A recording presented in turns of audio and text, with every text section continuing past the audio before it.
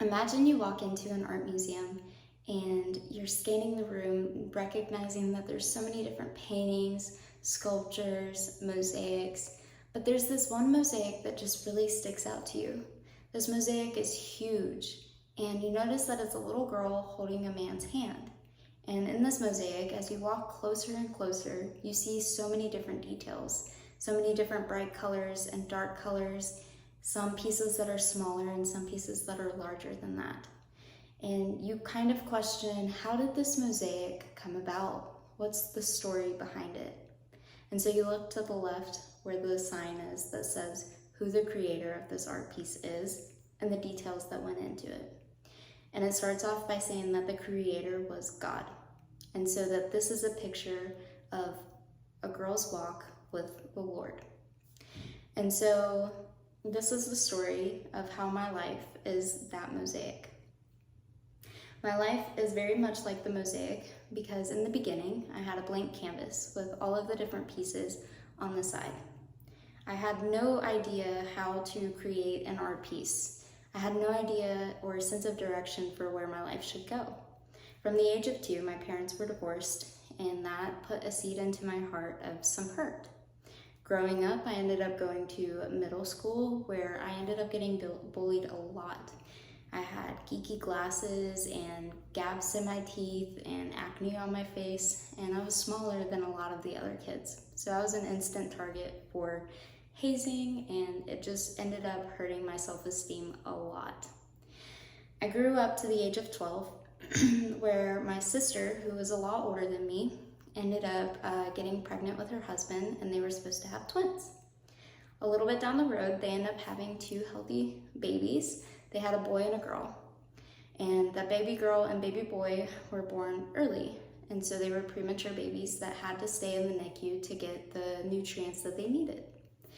Baby girl ended up being just fine after 2 months of being in the NICU and was being discharged. But baby boy was not being discharged because he had a hernia that he needed surgery for. And so baby boy ended up going into surgery when he was 2 months and 2 days old. And keep in mind, he was premature. He was only maybe 5 pounds at this time. His name was Evan, and when Evan went into surgery, the doctors and nurses tried to do what they could, but they ended up putting the breathing tube down his esophagus instead of his trachea. And so baby boy Evan ended up passing away before we ever got the chance to take him home and actually see his face without being hooked up to machines and wires for oxygen.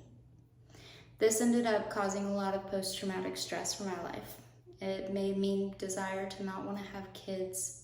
I had no hope. I had trust issues because the doctors failed us. I was so sad seeing my mom mourn over my sister because she couldn't do anything to help, and seeing my sister and her husband mourning over the loss of their child. I also ended up being able to hold my nephew when he was passed away, and that was the first time that I ever got to hold him. And so it just burned a really sad black picture into my mind that when I started to create this mosaic, some of those pieces just got stained black. And my mind was very much like these stained glass pieces. It was either black or gray. I had no hope, and I was so sad. I had so much depression that I ended up trying to cover it by smoking weed.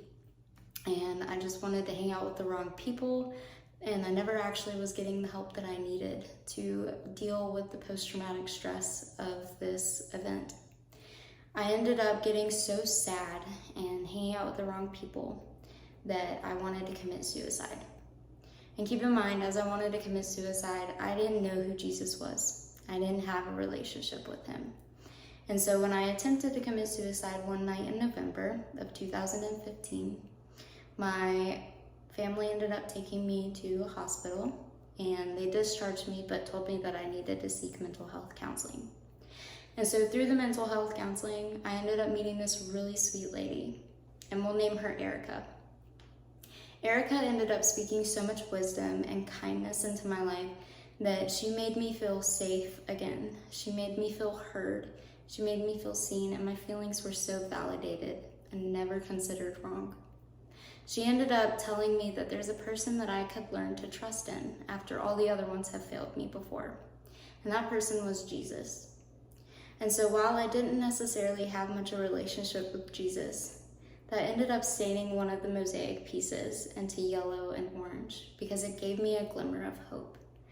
And so eventually I started going to more and more sessions, and she invited me to go to church with her.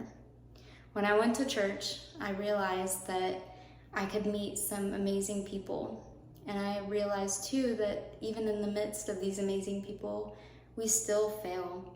We're still in a broken world, and there is much hurt that is promised onto all of us.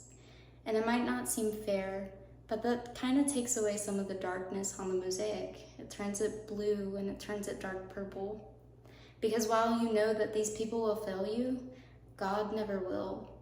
And so the more that I seeked God and formed a relationship with Jesus, the more that I came to know myself and to know that even in the midst of my anxiety and my depression, He was walking side by side with me, just like that little girl on the mosaic. There's so many different details and different colors, some dark and some bright. And thankfully, because of Him, there's a lot more bright than there is darkness. Even on my days that I'm struggling, I know that I can count on God. I know that He will get me through my hardships. He has plans to prosper and not to harm me, plans to give me hope and to give me a future. And I hope that after hearing this today, you also know that He gives you plans for a hope and plans for a future. This life is hard, and we are promised trials and tribulations. But when you have God on your side, you can do all things through Christ who strengthens you. And so I hope that this gives y'all some encouragement today.